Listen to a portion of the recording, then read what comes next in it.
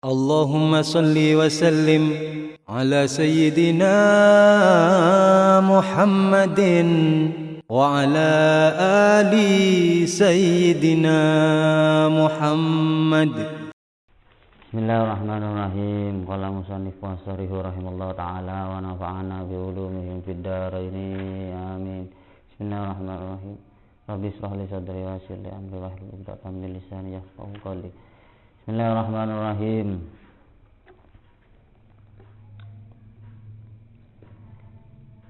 Warrabi'u min arkani sholati qiraatul fatihati.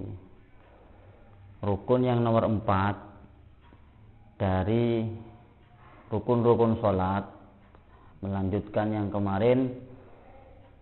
Rukun-rukun sholat yang nomor 4 adalah qiraatul fatihah, yaitu membaca fatihah. Jadi membaca fatihah ini adalah termasuk rukun yang wajib untuk dilakukan, yang wajib untuk dibaca. Akan tetapi bacaan-bacaan yang setelah fatihah itu sunnah hukumnya. Jadi yang paling penting itu adalah membaca fatihah. Kalau setelah fatihah itu kita misal sholat sendirian, kita misal membaca ditambahkan kulhu setelah fatihah atau surat-surat yang lain, itu hukumnya sunnah. Yang wajib itu adalah membaca fatihah. Akan tetapi ketika kita setelah membaca surat fatihah, semisal kita menjadi imam atau kita sholat sendirian, kita akan membaca surat setelah fatihah. Hendaknya membaca itu sebenarnya tidak wajib. Hendaknya membaca itu, misal kita membaca yang panjang, nah, rakaat pertama yang panjang, rakaat yang kedua setelah fatihah hendaknya yang pendek, atau yang urut, yang pertama panjang, yang pertama pendek, yang kedua urutannya itu tidak apa-apa meskipun itu lebih panjang. Jadi seperti itu. Jadi setelah fatihah rakaat pertama, nah setelah fatihah kita membaca misal surat Ar-Ra'aital ladzi yukadzibu biddin. Nah, setelah itu hendaknya membaca surat yang lebih pendek daripada itu. Semisal qul huwallahu ahad, ataupun surat yang urut. Misal kita membaca inna a'tainakal kautsar. Kita membaca surat inna a'tainakal kautsar. Setelah inna a'tainakal kautsar kita hendaknya mengambil yang di bawahnya inna a'tainakal kautsar tersebut, meskipun itu lebih panjang daripada inna a'tainakal kautsar itu. Nah, karena itu hukumnya sunnah. Wal fatihatu khulafu biha niyatu alal maliki asnawi. Bismillahirrahmanirrahim ayatun minhu. Adapun membaca bismillah itu adalah termasuk ayat daripada Fatihah. Tadi setelah kita membaca Fatihah, hendaknya kita itu membaca Bismillahirrahmanirrahim. Bismillahirrahmanirrahim. Alhamdulillahirabbil alamin sampai akhir kita itu membaca bismillah. Itu kalau menurut mazhab Imam Syafi'i. Adapun mazhab yang lain itu ada yang mengatakan tidak usah membaca bismillah karena bismillah bukan termasuk ayat, seperti itu. Ayatun minal Fatihah lima ruwiya annahu sallallahu alaihi wasallam addal Fatihah sab'a ayatin wa adda bismillahirrahmanirrahim ayatan minha. Karena Rasulullah itu menghitung Fatihah itu adalah sebanyak 7 ayat, wa addal bismillahirrahmanirrahim ayatan minha, dan Rasulullah menghitung bismillahirrahmanirrahim itu adalah ayat termasuk ayat dari Bismillahirrahmanirrahim Fatihah. Seperti itu. Adapun ketika ada orang yang membaca langsung alhamdulillahirabbil alamin, berarti dia tidak mazhab Imam Syafi'i. Kita tidak usah membahas perbedaan itu karena kita akan membahas terlalu jauh kalau membahas masalah itu. Walau ata qadirun aw man amkana ta'allumu badala harfin min habi akhar lam tasihhu. Nah, ketika ada seseorang membaca Al-Fatihah, hendaknya huruf-hurufnya itu harus tepat. Itu kalau orang tadi memungkinkan untuk belajar. Nah, orang itu kalau memungkinkan untuk belajar. Tapi kalau orang itu sudah tidak bisa belajar, sudah tua dan terlanjur tidak bisa belajar dan tidak bisa membaca Fatihah dengan sempurna, maka tidak apa-apa. Tapi kalau kita masih bisa membaca Fatihah dengan sempurna, masih bisa memungkinkan untuk belajar, maka kita harus membaca Fatihah harus tepat. Huruf-hurufnya itu harus tepat. Walau badala dalan allazina bil mujamati lam tasihha. Semisal membaca siratal lazina, zal lazina an'amta alaihim. Nah, kita membaca siratal lazina, bukan zal tapi dal, lam tasihha, maka tidak sah bacaan Fatihah tersebut. Karena itu nanti bisa merubah kepada arti daripada ayat tersebut. Itu kalau kita memungkinkan. Tapi kalau orang-orang sudah terlanjur tua, sudah membaca Fatihah itu tidak bisa sempurna, untuk belajar pun dia sudah tidak memungkinkan karena faktor usia ataupun karena faktor kesibukannya, ya maka tidak masalah, yang penting sholat. Jangan kita mengkritik itu karena dia salah bacaannya, tapi lihat dulu keadaannya bagaimana. Kalau masih muda dan mampu untuk belajar, masih ada waktu untuk belajar, maka kita wajib hukumnya untuk belajar. Wa yajibu ri'ayatu tasdid innaha arba'a asyarah minha. Nah, kita juga wajib menjaga tasdid yang ada pada lafaz, pada ayat Al-Fatihah. Seperti bismillah, ya, seperti iyyaka na'budu wa tasdidnya harus diperjelas, tidak harus jelas-jelas, tidak harus terlalu jelas, yang penting kita bisa membedakan itu ada tasdidnya atau tidak. Karena kalau kita membaca lafaz iya tanpa tasdid, iyyaka na'budu wa tanpa tasdid, iyyaka na'budu wa karena budu, kepada sinar matahari na'budu kita menyembah, wa iyyaka nasta'in, dan kepada sinar matahari kita meminta pertolongan. Itu kan sudah merubah arti. Kalau merubah arti berarti kan kita sudah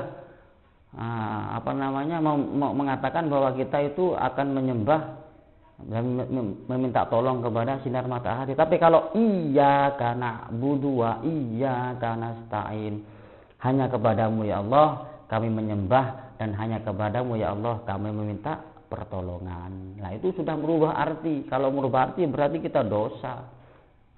Itu untuk orang-orang yang memungkinkan untuk belajar. Qadun amkanahu ata'allum, itu dia memungkinkan dia itu untuk belajar. Makanya kita harus perbaiki bacaan kita, khususnya kepada imam sholat. Ghairil, kadang-kadang orang itu ghairil, itu sudah merubah, bukan rin tapi g, ghairil, G itu tidak ada di dalam huruf hijaiyah, G itu tidak ada, rin yang ada, ghairil maghdubi alaihim walat dol, ya walat itu kan pakai dal, walat itu walat dolin, itu sudah berubah, tapi walabo itu untuk memungkinkan kita untuk belajar. Tapi kalau sudah tidak memungkinkan, faktor usia sudah tua dan lisannya sudah terlanjur seperti itu, maka ya tidak masalah, yang penting sholat, yang penting membaca Fatihah. Akan tetapi orang seperti itu jangan dijadikan imam, karena imam itu adalah panutan lah. Kalau imamnya salah, ya makmumnya gimana? Nah, makanya mencari imam itu yang bacaannya yang tepat dan fikihnya dia itu benar-benar memahami fikih. Tapi kalau di kampung-kampung tidak ada lagi, ya tidak apa-apa, yang penting sholat daripada tidak sholat. Sudah bacaan tidak tepat, tidak mau sholat atau tambah. Nah, seperti itu. Wal khamisu min arkani sholati ar-ruku. Yang nomor 5 dari rukunya sholat adalah ruku. Ruku itu apa? Ya ruku itu seperti biasa. Ruku itu seperti biasa, seperti kita biasa sholat ruku itu. Akan tetapi ruku itu hendaknya ketika kita melakukan ruku, tubuh kita itu, punggung kita harus rata dengan kepala kita. Ketika kita merkungkung, inkhina, ya kita seperti ini, hendaknya kita ininya rata. Sekiranya ketika ditaruh papan di atasnya, papan tadi tidak goyang, tidak jatuh lah. Itu rukuk yang bagus. Fala yasulu bi inhinas. Tidak boleh rukuk itu dengan inhinas. Li'annahu la yusamma ruku'an, karena inhinas itu tidak dikatakan, karena inhinas itu bukanlah termasuk, tidak dikatakan sebagai ruku ketika inhinas itu. Inhinas itu apa? Bi ayyu akhara unuqahu wa yuqaddimu sudurahu. Inhinas itu begini.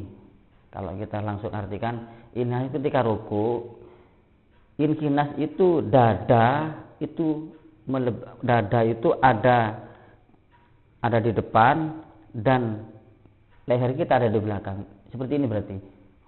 Misalnya kita ruku tapi begini, kepalanya begini. Nah, itu tidak boleh, karena itu bukan dinamakan ruku. Tapi ruku itu adalah seperti ini. Kepala kita di depan, leher kita di depan, dan dada kita di belakang leher kita. Jadi kalau ruku begini tidak boleh. Tidak dikatakan ruku itu. Jadi ruku itu harus rata, antara punggungnya itu rata dan kepalanya itu rata.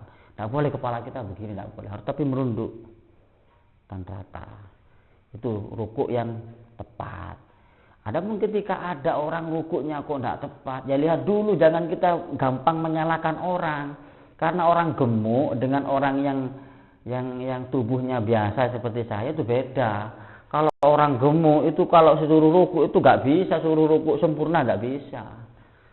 Nah, ya sudahlah, kita tidak usah terlalu memusingkan ibadah orang lain. Kita perbaiki ibadah kita sendiri, kita perbaiki sholat kita sendiri. Kita tidak usah meributkan masalah salah atau benarnya ibadah orang lain. Itu yang lebih bijak. Wasajisu min arkani sholah at-tumakninah. Yang nomor 6 dari rukun sholat adalah tumakninah. Fihi tumakninah ketika ruku. Tumakninah itu apa? Anteng. Anteng itu bagaimana? Diam. Jadi kalau terawih cepat itu tidak masalah, tidak ada yang menyalahkan dan tidak ada yang mengatakan terawih cepat itu tidak sah. Akan tetapi harus ada tumakninah di dalam sholat tadi. Ketika ruku Allahu Akbar, Allahu Akbar, Allahu Akbar, Allahu Akbar, itu kan tidak ada tumakninahnya, tidak ada berhentinya. Allahu Akbar. Setelah itu kita ruku Allahu Akbar. Nah, ruku kita itu harus berhenti sebentar, baru kita i'tidal, baru kita berdiri. I'tidal pun harus berhenti sebentar. Tak boleh Allahu Akbar, Allahu Akbar, Allahu Akbar, Allahu Akbar. Nah, di situ permasalahannya bukan masalah cepatnya, tapi di situ tidak ada tumakninah. Dan tumakninah adalah termasuk daripada rukun sholat. Ketika tumakninah ditinggalkan berarti dia meninggalkan rukun, ya sholatnya tidak sah. Gitu loh. Kita jangan mengartikan sholat yang cepat itu tidak sah, sah. Asalkan ada tumakninahnya. Silahkan sampean sholat tarawih itu super cepat, super kilat, patah, apalah namanya, terserah. Yang penting ada tumakninahnya. Lah ketika ada orang sholat Allahu Akbar, Allahu Akbar, Allahu Akbar, Allahu Akbar. Nah itu tumakninah di mana? Dia sholat seperti itu, tumakninahnya di mana? Dan di situ diwajibkan membaca Fatihah, dan Fatihah bacaannya harus cepat, harus tepat. Bukan cepat. Bismillahirrahmanirrahim. Nah, itu bagaimana? Sedangkan tadi dijelaskan kita harus bisa membedakan antara dal dan zal. Allazina, harus juga bisa membaca tasdid yang ada di sana, menjaga tasdid. Iyyaka na'budu wa iya. Dipercepat tidak masalah. Bacaannya juga harus tepat, bukan hanya cepat. Nah, rukuk pun seperti itu, sujud pun begitu. Namun sujud dorong nemplek langsung Allahu Akbar, Allahu Akbar. Ini yang jadi masalah, bukan masalah cepatnya.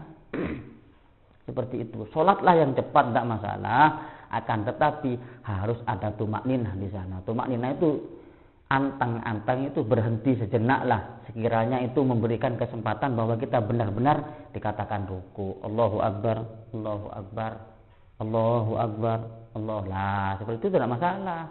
Ada berhentinya sejenak. Seperti itu. Jadi tumakninah itu adalah berhenti sejenak ketika kita ruku. Bukan masalah cepatnya, tapi tumak ninahnya di situ. Jadi kalau kita sholat cepat, ada tumak ninahnya, tidak masalah. Yang masalah itu tidak ada tumak ninahnya.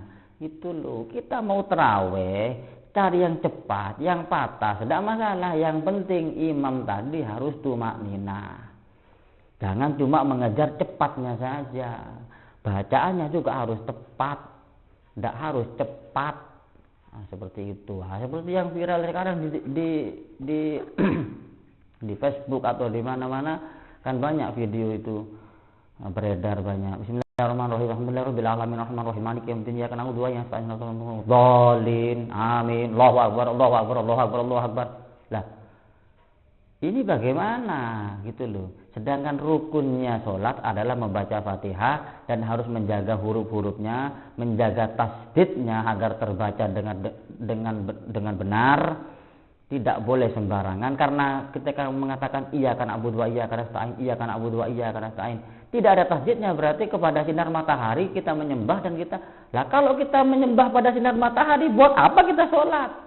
Nah, seperti itulah. Inilah kita perlunya belajar fikih ya di sini, memperbaiki ibadah kita, bukan hanya cuma asal sholat saja. Lah tapi kan itu kiai yang imami itu punya pondok misalnya, atau dia itu seorang kiai, ya kita tidak tahu alasannya itu apa cepat. Yang kita bahas kan fikih di sini. Ada nggak di situ dalil atau ucapan ulama yang di sini memperbolehkan seperti itu? Sedangkan tumak ninah itu adalah rukun daripada sholat. Ketika rukun ditinggalkan, maka sholatnya tidak sah. Gitu loh. Saya tidak mau memperdebatkan atau menyalahkan mereka yang sholatnya cepat, super cepat, itu tidak. Tapi saya mempertanyakan bacaannya itu bagaimana, dan tumak ninahnya itu bagaimana, ada enggak tumak ninahnya. Nah, seperti itu. Sedangkan membaca Fatihah itu wajib. Lah makmum belum baca Fatihah sudah Allahu Akbar. Nah ini bagaimana? Sedangkan membaca Fatihah itu hukumnya wajib, kecuali untuk makmum yang tidak bisa membaca Fatihah dan dia sudah terlanjur usianya, sudah terlanjur udzur, sudah terlanjur lanjut usianya dan memungkinkan untuk belajar sudah tidak bisa, dia buta huruf, maka dia sholat sudah cukup sholat, ikut gerakan imam saja tidak masalah. Nah sedangkan makmumnya itu banyak yang bisa baca, dia tidak membaca. Ini bagaimana? Saya tidak akan menjawab ini, saya tidak akan mengatakan ini salah atau benar. Saya cuma bertanya, itu bagaimana? Sampean sendiri yang bisa menjawab. Nah, kalau saya menyalahkan nanti di wah seperti ini, sok pinter, sok ini tidak, saya tidak akan menyalahkan, cuma bertanya. Wasabi'u min arkani sholati i'tidal. Yang nomor 7 dari rukunnya sholat adalah i'tidal. I'tidal itu adalah bangun dari ruku. Wasaminu min arkani sholati at-tumakninatu fihi. Setelah i'tidal, ya i'tidal itu harus ada tumakninahnya. Jadi setiap rukun ruku, i'tidal, sujud, duduk itu harus ada tumakninahnya. Berhenti sejenak, harus berhenti sejenak. Tidak perlu lama. Meskipun kita ruku tidak usah membaca Subhanarabbiyal azim wa bihamdih, tidak usah membaca, tidak masalah, karena membaca itu adalah hukumnya sunnah. Sedangkan membaca Fatihah adalah wajib. Yang penting dia membaca Fatihah sudah selesai. Ketika rukuk tidak membaca Subhanarabbiyal azim wa bihamdih, tidak masalah. Rukuk atau Allahu Akbar tidak membaca, tidak masalah. Yang penting adalah tumakninah. Kalau tumakninah yang lebih sempurna itu adalah ketika kita rukuk, tumakninahnya ketika kita rukuk, pakaian kita atau rambut kita yang panjang, ketika kita rukuk berhenti diam, berarti sudah cukup itu. Tapi kalau kita mengartikan tumakninah yang seperti biasa, ya sudah cukup, yang penting dia berhenti sejenak sudah cukup. Saya kira seperti itu. Adapun dia membaca Subhanarabbiyal azim wa bihamdih sampai 3 kali itu kan sunnah. 1 kali pun tidak apa-apa, tidak dibaca pun tidak apa-apa, yang penting tumakninah.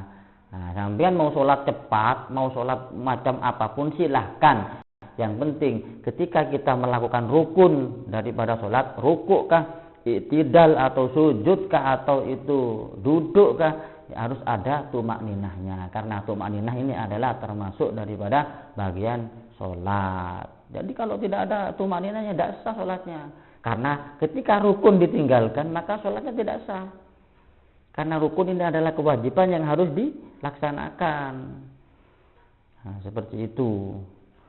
Wattasi'u min arkani sholati as-sujudu marrataini fi kulli raka'atin. Yang nomor 7 adalah sujud 2 kali di setiap rakaat. Itu saya kira sudah paham semua. Jadi Allahu Akbar, Allahu Akbar, Allahu Akbar sujud. Dan di situ harus tumak ninah lagi. Tak boleh cuma sujud toh, harus tumak ninah. Dan anggota sujud itu ada 7. Jadi anggota sujud itu ada 7.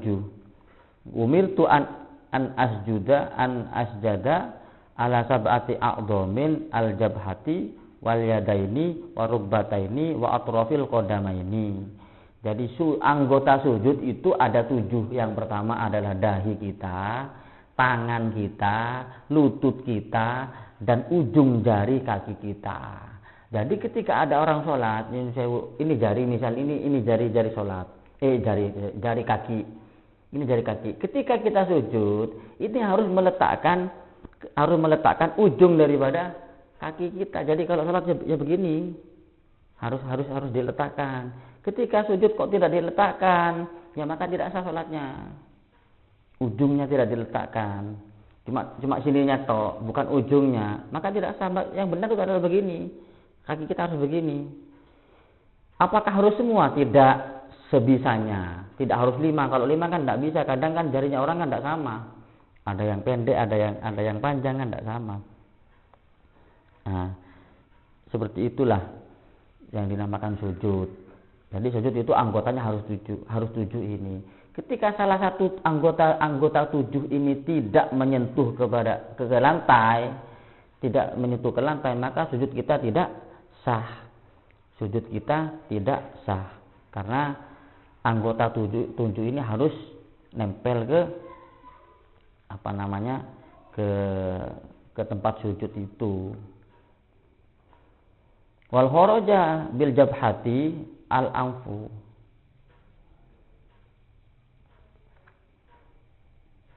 Sujud itu tidak harus meletakkan hidung, yang penting dahi.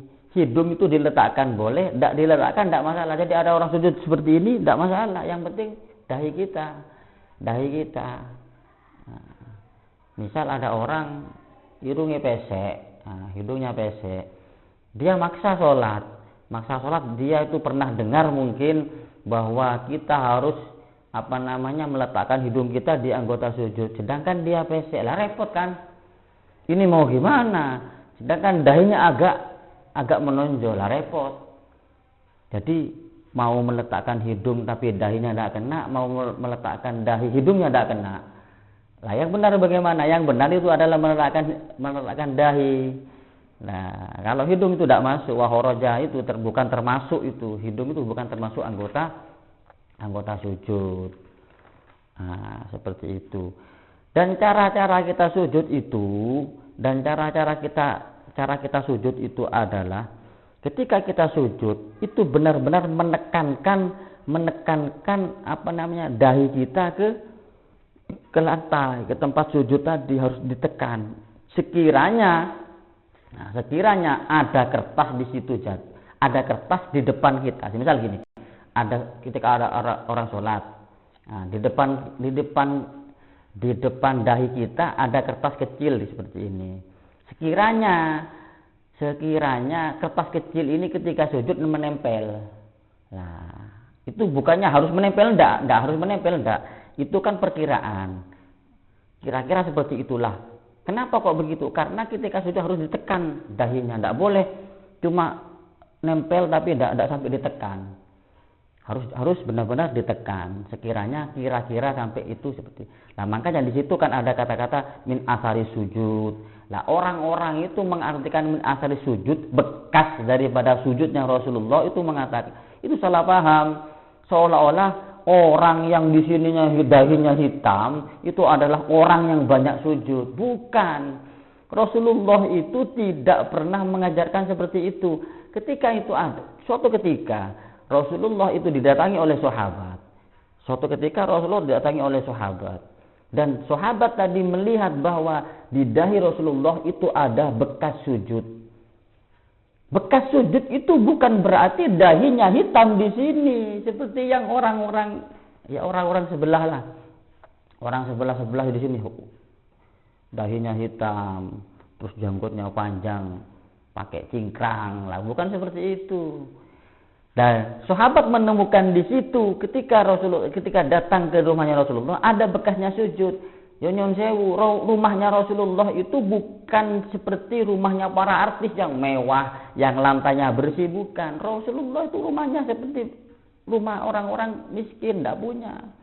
Dan di situ ketika sahabat datang ada bekas sujud, yaitu ada bekas butiran pasir yang menempel di dahinya Rasulullah. Nah itu yang dinamakan asari sujud, bekas daripada sujudnya Rasulullah. Sampai tidak percaya, sekarang sampai sholat di lantai, yang lantainya itu kotor, tapi suci ya, kotor, ngeres. Nah, kalau orang Jawa nggak bilang ngeres, tidak disaponi.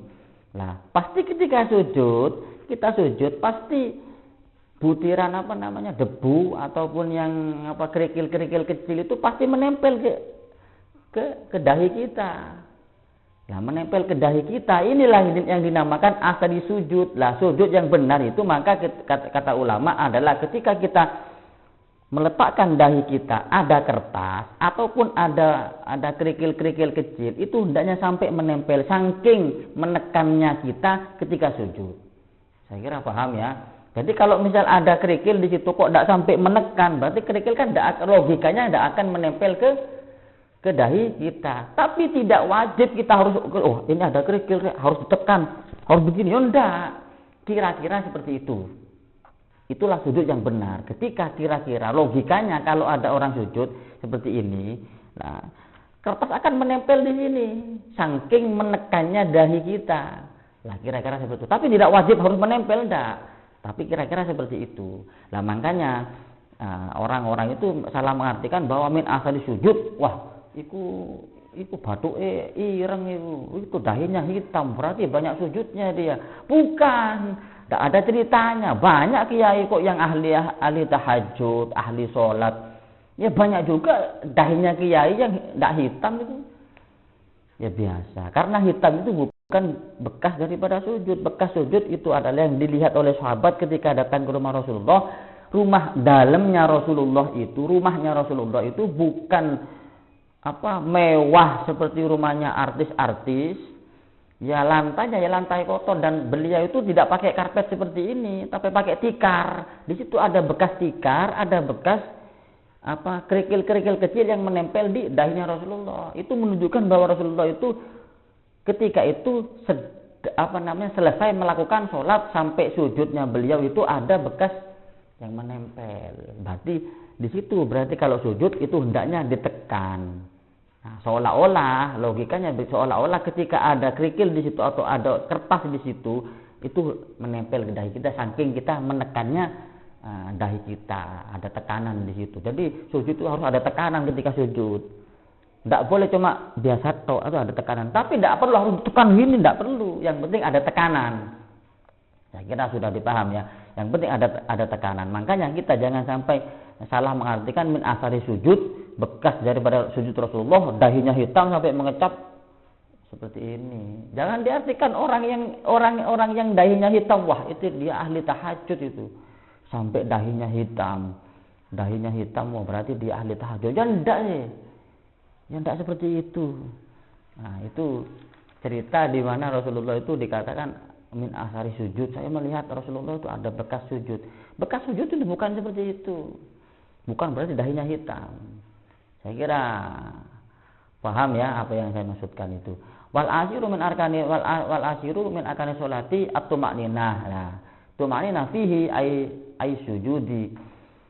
Yang nomor 10 adalah ketika rukun daripada sholat yang nomor 10 adalah tuma'ninah ketika sujud. Berarti ketika sujud ya harus tuma'ninah, berhenti sejenak. Idza sajadta famakan jabhataka.